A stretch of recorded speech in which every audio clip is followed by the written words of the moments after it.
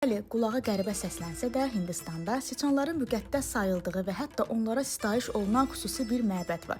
Bura Karni Mata siçan məbədi sayılır və Hindistanın Rajasthan əyalətində Deshnok şəhərində yerləşir. Məbədə girmək üçün ayaqqabıları çıxarmaq mütləqdir, çünki digər dini yerlərdə olduğu kimi Hindistanda da məbədlərə daxil olmaq üçün ayaqyalın olmaq lazımdır. Bəs Karni Mata kimdir, nəyə görə bu məbədin adı məhz bu cür adlandırılır? Karni Mata əfsanəyə görə 15-ci əsrdə yaşamış, fövqəladə güclərə malik olan qadın olubdur.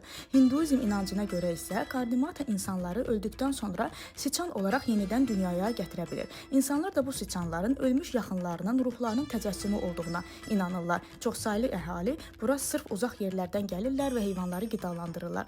Həmçinin ölmüş sevdiklərinə ibadət edirlər. Çox keçmədən biz də ilk siçan qrupunu gördük və ilk düşündüyüm sual isə bu idi ki, görürsən bu siçanlar həqiqətən qorxuludur. Əslində mən çox da siçanlardan qorxmuram, amma nə yalan deyim, ayağımın altında bir neçə siçan qrupunu görəndə bu məni biraz diksindirdi. Və sizə bir maraqlı fakt da deyəcəm ki, bu məbəd tam olaraq 25 mindən çox siçana ev sahibliyi edir və yerli əhali tərəfindən də olduqca müqəddəs sayılır.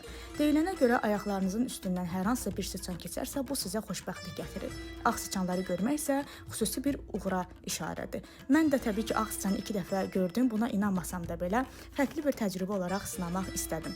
Sonda isə məni ən çox maraqlandıran sual bu oldu ki, yalnız məbədin içində yaşayan siçanlar müqəddəs sayılır, yoxsa məbəddən kənarda olan siçanlar da zərərsiz sayılır? Səbəbi görəsən nədir? Bəs siz necə düşünürsünüz? Sizcə buradakı siçanlar həqiqətən müqəddəsdirmi? Yoxsa bu sadəcə olaraq batil bir inancdır? İzlədiyinizə görə təşəkkür edirəm. Və axırıncı sualım da odur ki, bəs siz olsaydınız, cəsarət edib, risk edib bu məbədi ziyarət etmək istəyərdiniz? Yorumlarınızı bu videonun altında yazmağı unutmayın.